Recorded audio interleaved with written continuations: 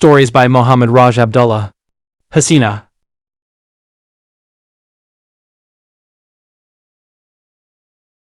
The weight of the golden scepter. Once, in a land of green rivers and golden harvests, lived a woman named Hasina.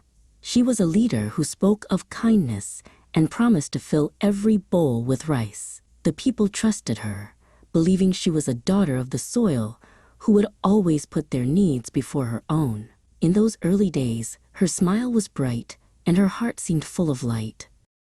But the grand palace had a way of changing people. In the long marble corridors, the whisper of power grew louder than the needs of the poor. Hasina began to spend more time in the treasury than in the fields. She looked at her reflection in a golden shield and saw not a servant of the people, but a queen who deserved more than anyone else. As prime minister, Hasina grew powerful, but her heart grew cold.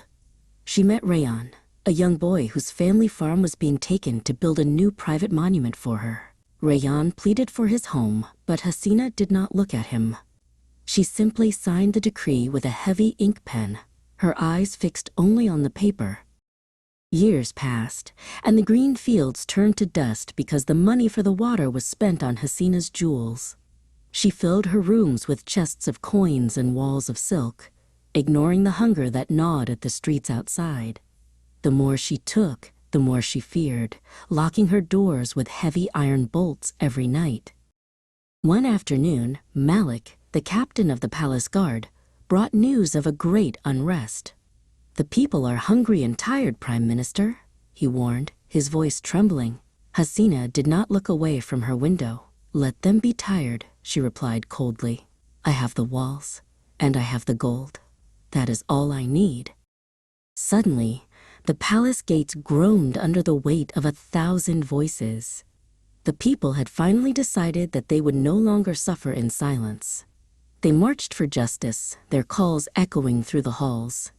Hasina realized then that her walls were not thick enough, and her gold could not buy their silence anymore. Panic finally replaced her pride. In the middle of the night, Hasina and Malik hurried through a secret tunnel that led out of the city.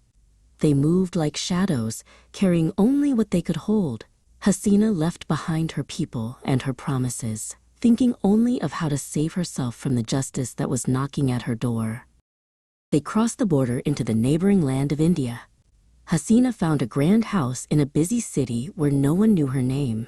"I am safe," she whispered to the walls of her new home. "I have my treasures, and the laws of my land cannot reach me here. I have escaped them all." But peace did not come with the change of land. Even in the silence of her garden, Hasina was haunted. Every rustle of the leaves sounded like the cries of the hungry, and every shadow looked like the people she had betrayed. She realized that while she had fled her country, she could not flee the memories of her own greed.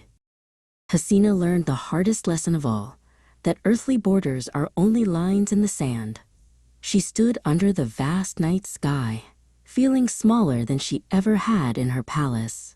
For though she had escaped the courts of men, she knew that no one escapes the ultimate judgment of Allah. In the end, her gold was weightless, and only the weight of her deeds remained.